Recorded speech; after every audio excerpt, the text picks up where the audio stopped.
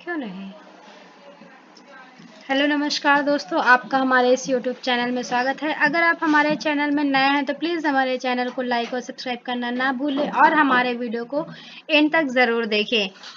ये हमारा practice set 1 है जिसमें हम पढ़ेंगे हिस्ट्री के कुछ इंपॉर्टेंट क्वेश्चन के बारे में, जो कि हमारा पहला क्वेश्चन है कि चाणक्य का नाम क्या था।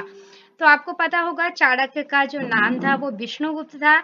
इन्हें हम कौटिल्य के नाम से भी जानते हैं विष्णुगुप्त को, और चाणक्य के भी नाम से जानते हैं। ठीक है, तो आंसर नंबर 20 का करेक्ट आंसर होगा विष्णुगुप्त। सेकंड क्वेश्चन है हमारा कि निम्न में से किसकी तुलना मैकियावेली के प्रिंस से की जाती है। तो जो कौटिल्य का अर्थशास्त्र है उसकी तुलना मैकियावेली की प्रिंस यानी मैकियावेली की जो प्रसिद्ध रचना है प्रिंस उससे की जाती है, क्योंकि कौटिल्य का जो अर्थशास्त्र है वो कौटिल्य की एक प्रमुख रचना है जो कि राजनीति विज्ञान पर लिखी गई है।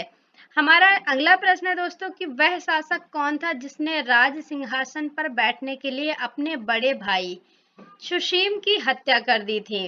तो इसका आंसर नंबर 1 सही होगा कि अशोक, यानी जो अशोक है सम्राट अशोक, उन्होंने राज सिंहासन पर बैठने के लिए अपने बड़े भाई की हत्या कर दी थी। हमारा अगला प्रश्न है कि निम्न में से सम्राट अशोक की वह पत्नी कौन थी जिसने उसको प्रभावित किया। तो इसका करेक्ट आंसर नंबर डी होगा। कारुबाकी जो है वो उनकी जो पत्नी थी, उन्होंने उनको बहुत ज्यादा प्रभावित किया, जिससे उनके कार्यों पर भी बहुत ज्यादा प्रभाव पड़ा था।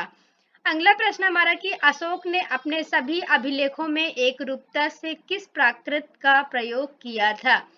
तो आंसर नंबर 1 इसमें करेक्ट आंसर होगा। अर्धमागधी जो है वो उनका अभिलेख जो था उसका प्रयोग उन्होंने किया था। अगला प्रश्न है कि बिंदुसार ने विद्रोहियों को कुचलने के लिए अशोक को कहाँ भेजा था। तो बिंदुसार ने विद्रोहियों को कुचलने के लिए तक्षशिला में भेजा था अशोक को लड़ाई लड़ने के लिए। अगला प्रश्न है कि निम्नलिखित में से वह व्यक्ति कौन है जिसका नाम देवान पियादशी भी था। तो जो अशोक है, सम्राट अशोक का नाम पियादशी भी था। ठीक है, आंसर नंबर 1 करेक्ट आंसर होगा। नेक्स्ट क्वेश्चन है हमारा कि निम्न में से प्राचीनतम राजवंश कौन सा था। तो सबसे प्राचीनतम राजवंश हमारा जो है वो कुषाण है, सबसे प्राचीन। ठीक है, और सबसे पुराना भी। अगला प्रश्न हमारा कि कौटिल्य यानी चाणक्य जो है वो किसका प्रधानमंत्री था। तो answer number B correct answer होगा। चंद्रगुप्त मौर्य का जो प्रधानमंत्री था वो था कौटिल्य यानी चाणक्य, या फिर आप दूसरे नाम से विष्णुगुप्त भी कह सकते हैं। अगला प्रश्न है हमारा कि कलिंग विजय के उपरांत अशोक महान ने निम्नलिखित में से किस धर्म को अंगीकार कर लिया था यानी स्वीकार कर लिया था। तो कलिंग विजय के उपरांत जो अशोक महान थे उन्होंने बौद्ध धर्म को स्वीकार कर लिया था। स्वीकार मतलब अंगीकार कर लेना होता है। ठीक है, अगला प्रश्न है हमारा कि चंद्रगुप्त के शासन विस्तार में किसने मुख्य रूप से मदद की थी।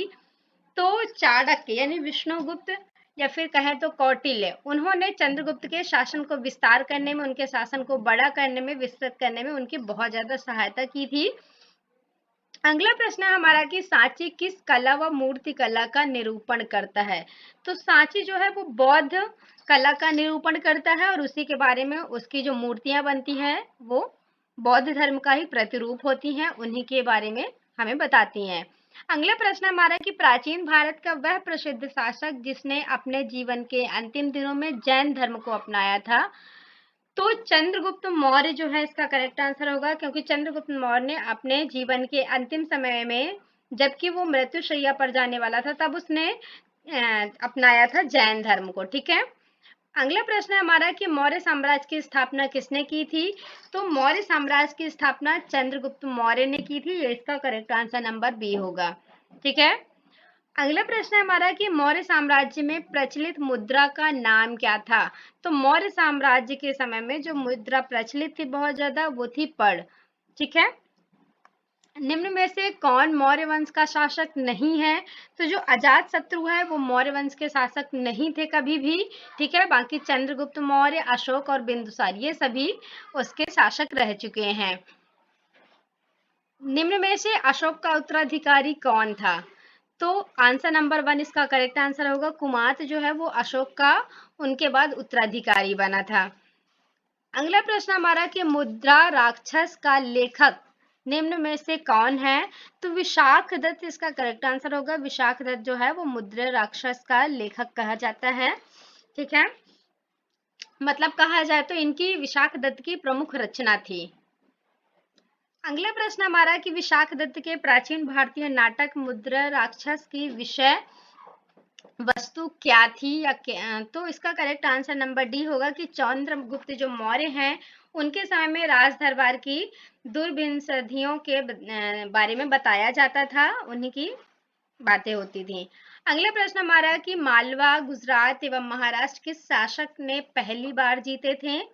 तो चंद्रगुप्त मौर्य जो हैं उन्होंने अपने युद्ध में इन सभी राज्यों को जीत लिया था। गुजरात, महाराष्ट्र और मालवा ये इनके जीते हुए राष्ट्र थे।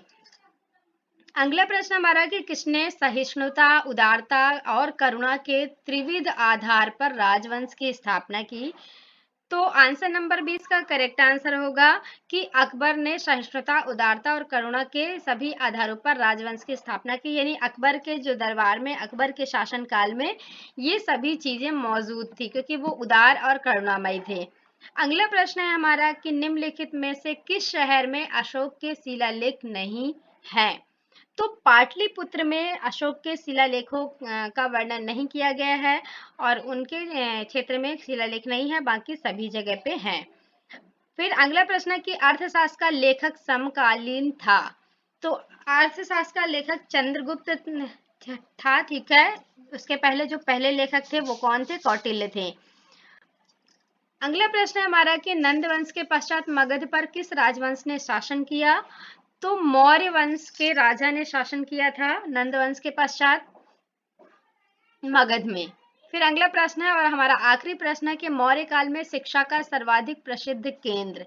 तो मौर्य काल में जो तक्षशिला है वो सबसे प्रमुख केंद्र माना जाता था शिक्षा के लिए। वहां पे सबसे प्रमुख और उच्च स्तर की शिक्षा प्रदान की जाती थी। Thanks for watching this video. Thank you so much दोस्तों, एंड प्लीज हमारे चैनल को लाइक और सब्सक्राइब करना ना भूलें। Thank you so much.